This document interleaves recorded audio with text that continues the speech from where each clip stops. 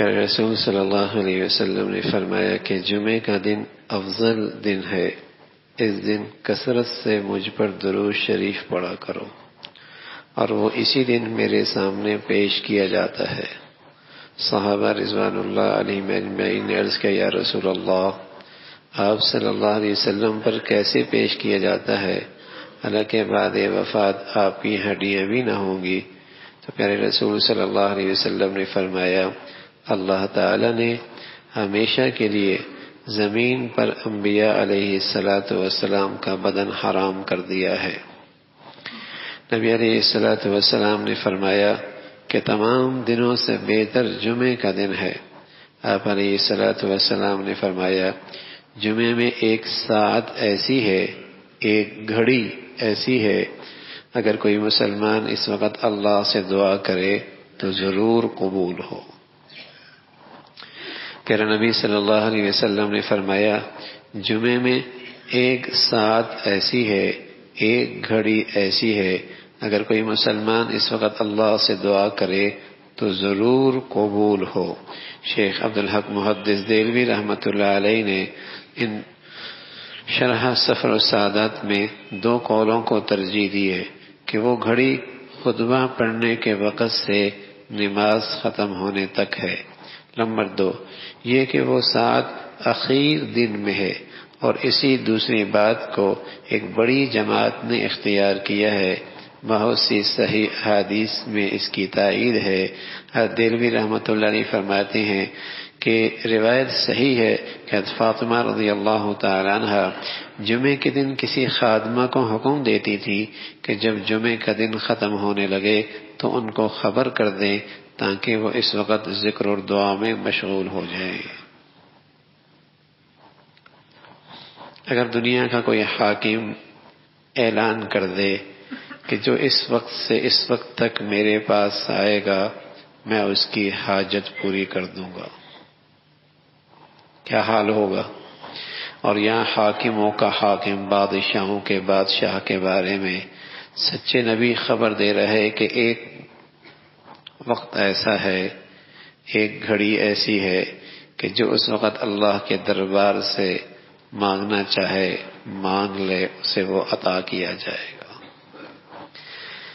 پورا دن ویسے ہی ایسا ہونا چاہیے کہ اس میں اللہ سے چپکے چپکے اٹھتے بیٹھتے کچھ نہ کچھ مانگتے رہنا چاہیے۔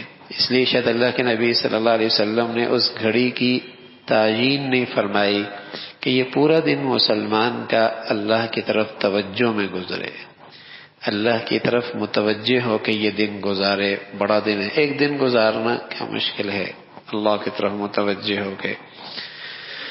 اور پھر حضرات علماء نے دوسری بات فرمائی کہ اگر اتنا نہیں تو کم از کم عصر سے مغرب کا وقت، اتنا نہیں تو مغرب سے پہلے تھوڑا وقت تو آدمی تھوڑا سا اہتمام کر لے کہ یہ وقت قبولیت کا ہے، ذکر میں لگ جائے، درود شریف میں لگ جائے، دعاؤں میں لگ جائے۔ تو آپ علیہ الصلوۃ والسلام نے ایک بات تو یہ فرمائی کہ اس دن کثرت سے درود شریف پڑھا کرو، یہ مجھے اسی دن پہنچا دیا جاتا ہے۔ اور دوسری بات فرمائی کہ اس وقت ایک گھڑی ایسی ہے اس دن کہ جس میں اللہ دعا ضرور قبول فرماتے ہیں۔ ہر مسلمان کو چاہیے کہ جمعے کا اہتمام، جلدی اہتمام جمعرات کے دن سے کرے۔ جمعرات کے دن عصر کے بعد استغفار وغیرہ زیادہ کرے، اپنے پہننے کے کپڑے، خوشبو، جس قدر صاف ستھرا لباس جمعے کا اہتمام ہو۔ جمعے کے دن غسل کرے، سر کے بالوں کو، بدن کو خوب صاف کرے۔ مسواک کرنا بھی اس دن بہت فضیلت رکھتا ہے۔ جمعے کے دن غسل کے بعد صاف ستھرے عمدہ کپڑے جو اس کے پاس ہوں پہنے، ممکن ہو تو خوشبو لگائے، ناخن وغیرہ صاف کرائے، بدن کے زائد بات کو صاف کرے۔ جامع مسجد میں بہت سویرے جائے، جو شخص جتنی جلدی جائے گا اسی قدر اس کو ثواب زیادہ ملے گا۔ مسلمانوں کے ہاں جمعے کا دن بہت بڑا دن ہے، بہت بڑا دن ہے، بہت افضل دن ہے، بہت شان رکھتا ہے، اس کا اہتمام ہوتا تھا۔ بلکہ علماء نے لکھا ہے کہ خیر القرون اچھے دور میں جیسے مسلمان عید کے دن سویرے سویرے گلیوں سے گلیاں بھری ہوتی تھیں، عیدگاہ کی طرف آ رہے ہوتے تھے، ایسی مسلمان جمعے کے اہتمام کے ساتھ اللہ کے گھر میں جمعہ پڑھنے بھی آیا کرتے تھے، ایسی اہتمام کا سویرے سویرے جلدی جلدی۔ لیکن اگر اس قدر جلدی نہ بھی ہو سکے تو کچھ نہ کچھ اہتمام ضرور ہو جس میں اس بات کا وہ نظر آئے کہ اسے واقعی جمعے کا عظمت کا، فضیلت کا احترام ہے، قدر ہے۔ جمعے کی نماز کے لیے پیادہ جانے میں ہر قدم پر 1 سال روزہ رکھنے کا ثواب ملتا ہے، 1 سال روزہ رکھنے کا ثواب ملتا ہے۔ اس اوقات یہ ثواب و جواب ہمارے دلوں میں کوئی کشش نہیں پیدا کرتی۔ اگر یہ کہہ دیا جائے کہ 1 گھنٹے کے اندر 1 لاکھ روپے ملتا ہے تو یہ فوراً دل میں ایک کشش پیدا کرتی ہیں، حرکت پیدا کرتی ہیں، ایک شوق پیدا کرتی ہیں۔ 1 لاکھ کا ثواب ملے گا، 2 لاکھ کا ثواب ملے گا، اتنے نفلوں کا ثواب ملے گا، یہ میرے اندر حرکت نہیں پیدا کرتی۔ سچی بات ہے، آخرت کی منڈی کا وہ تصور، وہ یقین جو مسلمانوں کے ذہنوں میں ہونا تھا وہ رخصت ہو گیا ہے۔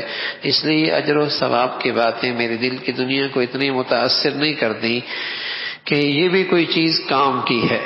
اگر آج اسے کہہ دیجیے 1 سے 100 ملنے والے ہیں، 1 گھنٹے کے اندر اگر کاروبار کر لے گا، اس وقت اگر تو یہ کر لے گا تو 1 کے لاکھ ملیں گے، کتنی اندر ایک حسرت پیدا ہوگی، نہ کر سکے، اور کرنے پہ تو اپنی پوری توانائی لگا دے گا۔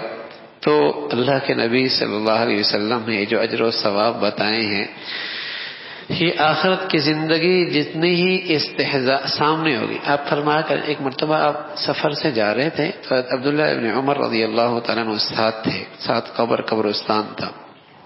آپ نے فرمایا عبداللہ اگر اس قبر والے کو اٹھایا جائے نا اور اس سے پوچھ جائے کیا چاہتے ہو تو یہ کہے گا کہ مجھے ساری دنیا کا خزانہ مل جائے، اتنا مالدار بنو، تو میں اس بات کے لیے تیار ہوں کہ میں یہ سارا ہی دے دوں اور مہلت چاہوں کہ مجھے 2 رکعت نفل پڑھنے کی مہلت مل جائے۔